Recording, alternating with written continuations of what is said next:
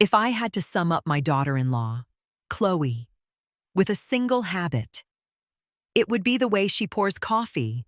She'll hand you the most gorgeous ceramic mug, but she fills it so dangerously close to the brim that you burn your fingers just trying to take a sip. My name is Helen. I'm 62 years old, and ever since my husband passed away 5 years ago, I've kept the peace in my home through a strict regimen of biting my tongue and endless patience. My son, Preston, is a good man, but his backbone is so flimsy that Chloe bends him completely to her will. They live in the guest house over my garage. They don't pay a dime in rent. And, until recently, I was footing the bill for most of their groceries. I did it all for my grandson, Finn. He's 8 years old and the absolute light of my life. Even so, Chloe's attitude toward me has always been one of cold, transactional politeness.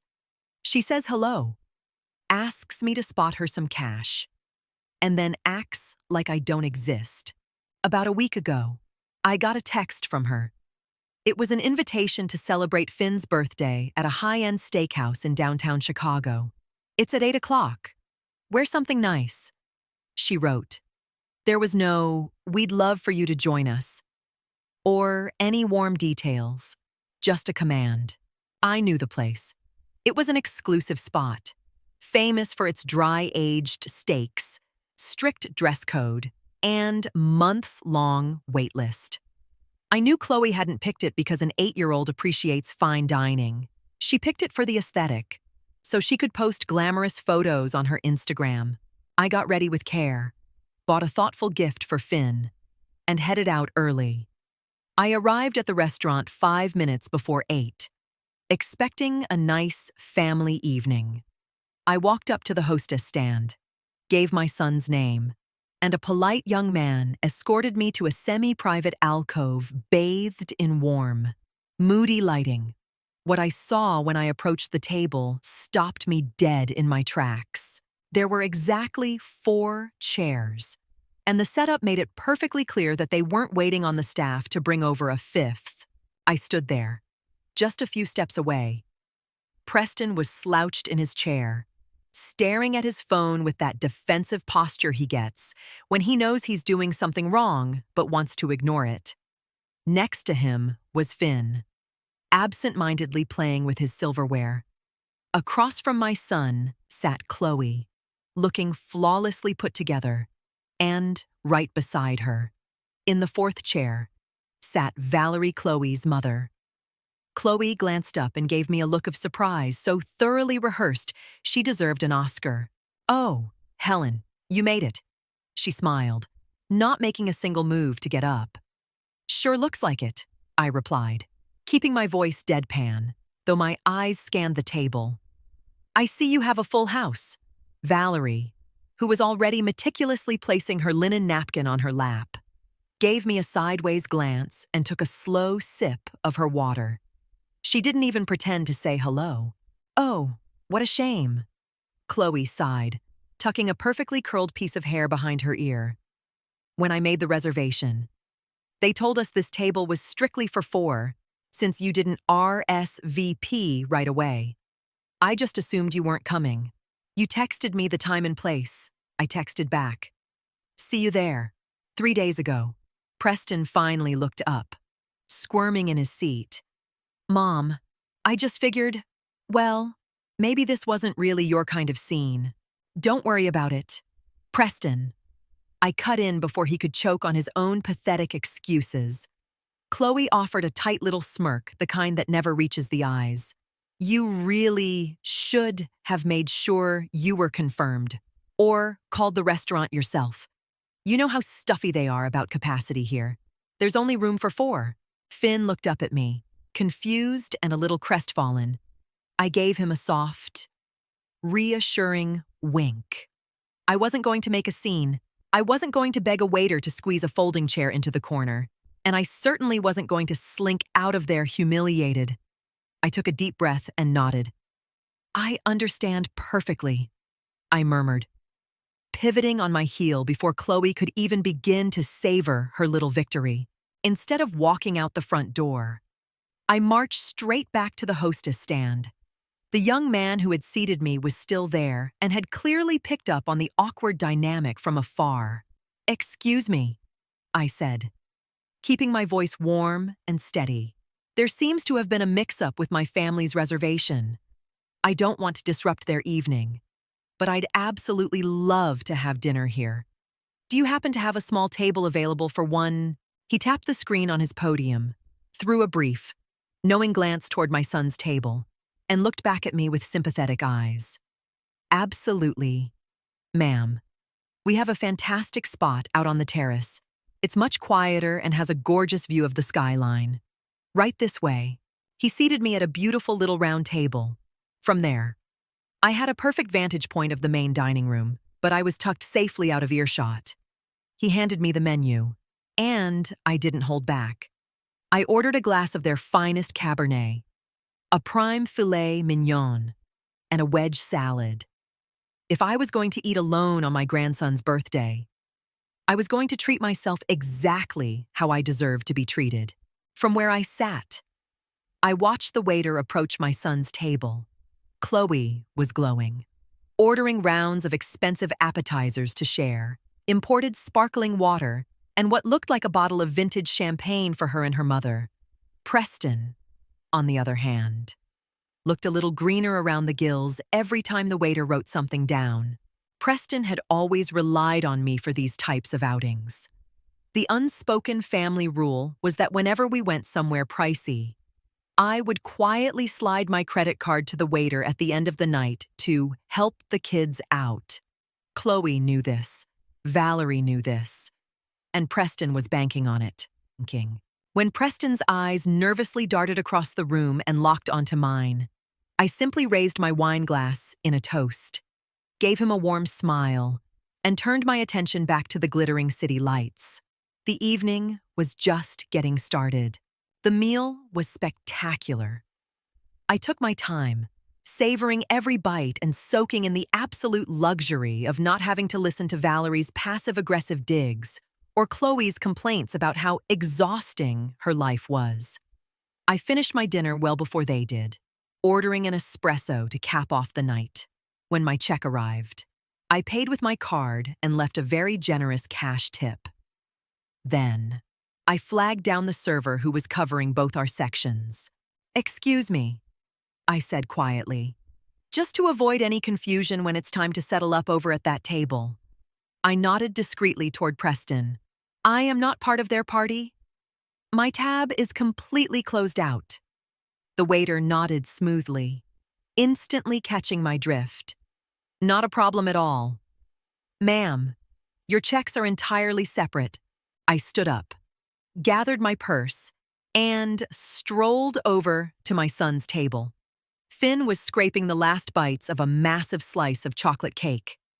I leaned down and handed him his gift bag, a robotics kit he'd been begging for, along with a crisp $50 bill tucked into a card. "Happy birthday, sweetheart," I said, kissing the top of his head. "I hope you have the best year ever." "Thanks, Grandma."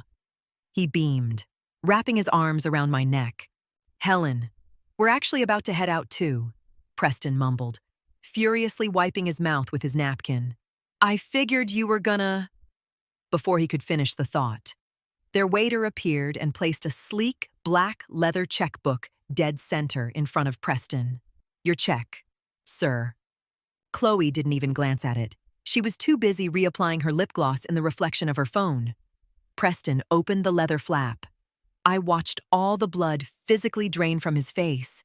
His eyes bugged out as he stared at the bottom line. $2,800. Preston choked out in a panicked whisper. It was $2,800, nearly a full month's rent for a normal apartment. They had ordered the most expensive cuts of Wagyu, a ridiculous amount of champagne, and artisan desserts. Chloe froze, her lip gloss wand hovering in midair. She looked at Preston, then immediately snapped her head toward me, fully expecting me to reach into my purse. I just gave her the exact same tight, empty smile she had given me when I arrived. You all have a wonderful night, I said breezily, and I walked out the front doors without ever looking back. I drove home, turned on my favorite jazz playlist, brewed a cup of chamomile tea, and curled up in my favorite armchair. It was almost an hour and a half later when I finally heard Preston's SUV pull into the driveway. The car doors slammed a lot harder than usual. A few minutes later, the door connecting the guest house to my kitchen swung open. Preston looked utterly defeated, running a hand aggressively through his hair. "Mom," he started, his voice cracking. "We had to drain our savings to pay for that dinner. Chloe's card declined, and my checking account is completely empty." I took a slow, deliberate sip of my tea. "What did you expect?" "Preston, you went to a 5-star steakhouse. I expected you to pay, like you literally always do when we go out," he shot back, a mix of pure frustration and misplaced resentment. "You saw what happened." "Okay. Yes. Chloe messed up the reservation. But you didn't have to just abandon us with that check. Valerie practically humiliated me, asking why I couldn't provide for my own family." I set my teacup down on the saucer. The sharp clink of the porcelain was the only sound in the room for a long moment. Chloe didn't mess up the reservation. Preston, she purposefully invited her mother in my place, fully expecting me to tag along and foot the bill for everyone. But I pay for what I eat. And as Chloe made very clear, there was no room for me at your table, but it's your grandson's birthday. He whined, pivoting to the classic guilt trip. And my grandson got my gift, my love, and my time. What I am not going to do is finance your wife's disrespect. Preston was speechless. He was so used to my complacent silence that my firm boundary completely knocked the wind out of him. "Starting today, things are going to change around here," I told him, looking him dead in the eye. "Good night, Preston." The next morning, I woke up at my usual time. I watered my hydrangeas, made some toast, and sat down at my laptop. I pulled out my wallet and dialed my bank's customer service number. For the last 3 years, Preston and Chloe had an authorized user card linked to my primary credit account. The original agreement was that they'd use it strictly for emergencies and to pick up shared household groceries. But lately, grocery money had magically morphed into late-night Amazon hauls, Chloe's trips to the hair salon, and premium streaming subscriptions I didn't even know how to use. I had just been quietly paying the balance every month to avoid drama. "Good morning," I told the bank rep. "I need to immediately cancel an authorized user card linked to my account." "Yes, the one under the name Chloe." It took less than 5 minutes. No arguing, no guilt trips. Just a few clicks in the system. And it was done. Around 6 o'clock that evening, I heard frantic footsteps stomping up my porch. Chloe burst through my front door without knocking a boundary she crossed far too often. Her face was flushed, bright red. And she was gripping her phone like a weapon. "Helen, I just tried to pay for our groceries at Trader Joe's and the card declined. I called the bank and they said you canceled it." I was standing at the register with Finn and a huge line of people behind me. I kept folding the fresh towels I had just pulled from the dryer. I didn't even look up at first. "That's right. Chloe, I canceled it this morning." "Why would you do that without telling me that's our food money?" "It's my money," I corrected, finally meeting her gaze with a completely flat, emotionless expression. "And I've decided to restructure my finances. From now on, you and Preston will need to cover your own expenses." She balled her hands into fists. "Is this about last night? Are you seriously punishing us over a chair?" "It's not punishment. It's clarity. I realized that I'm just a burden at your table, so I've decided to stop being the backbone of your wallet." 2 days later, there was a heavy, aggressive pounding on my front door. It wasn't the mailman. I opened it to find Valerie. She was wearing oversized designer sunglasses and a look of permanent, sour indignation. "Helen," she barked, practically bulldozing her way into my foyer. "We need to talk. My daughter is having a nervous breakdown over what you're doing to her." I let her in, but I certainly didn't offer her a seat. I crossed my arms and waited. "It is absolutely wild to me that you would abandon your own family over a petty tantrum," Valerie ranted, her voice echoing in the hallway.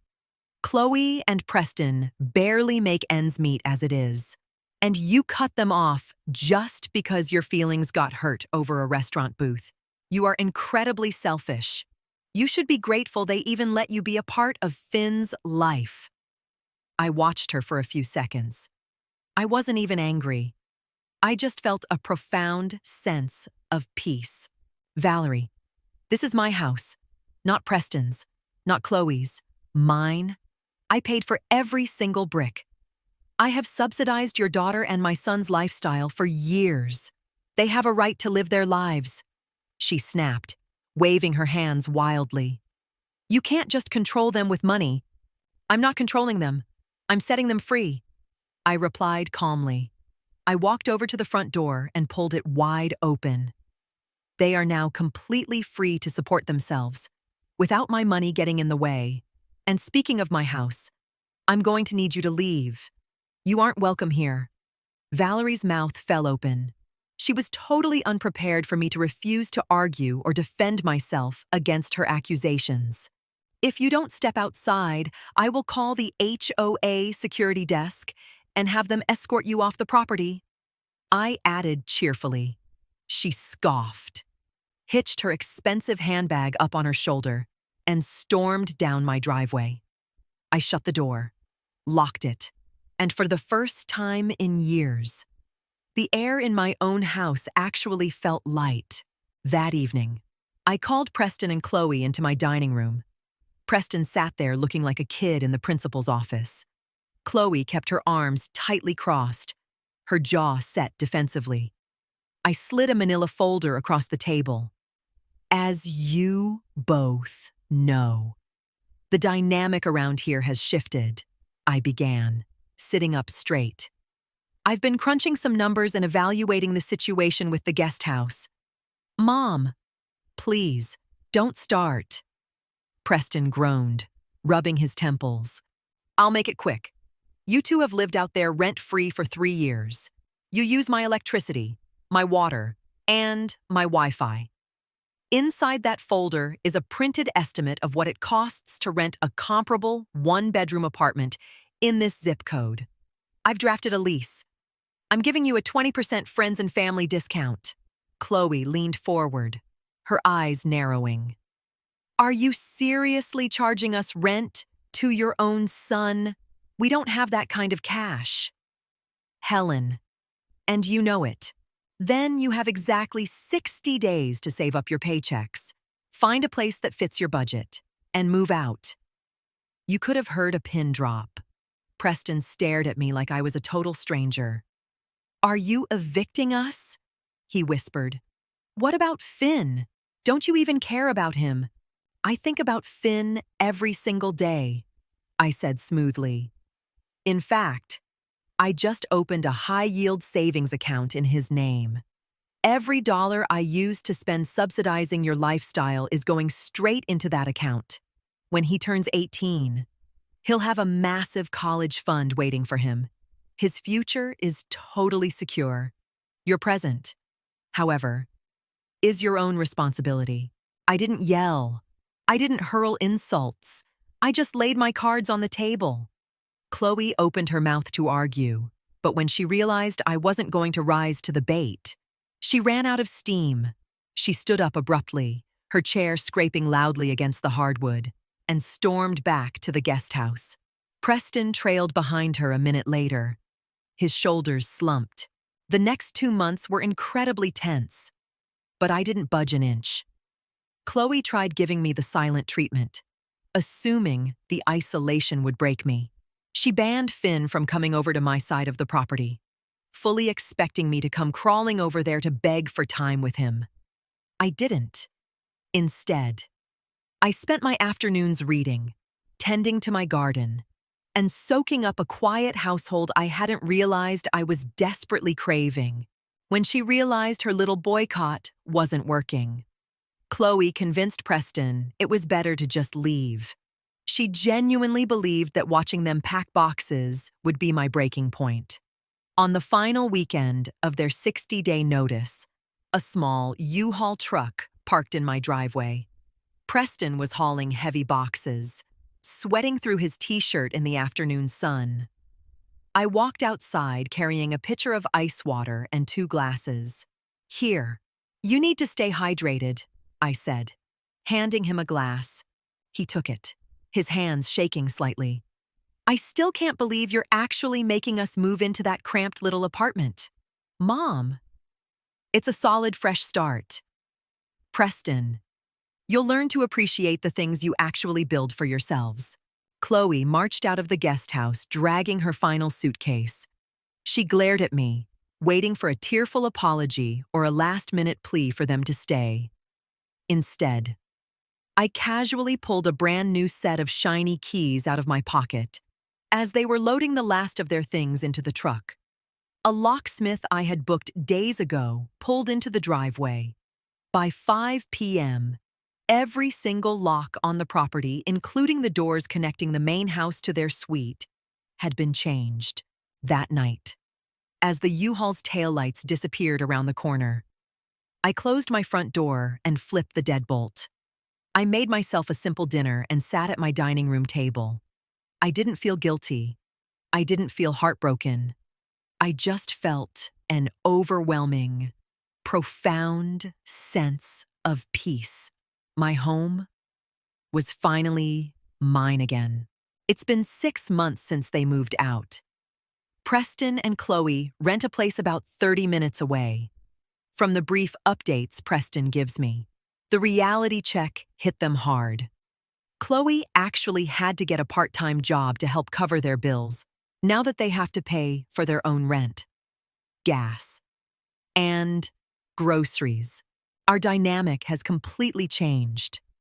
There are no more forced Sunday dinners, no more agonizingly pretentious birthday parties where I'm treated like a burden. I don't tolerate disrespect anymore. If they want to come over, they do so knowing that, in my house, my rules are respected. I get to see Finn every Tuesday afternoon. I pick him up from school, take him to the park, and bring him back here to work on his homework.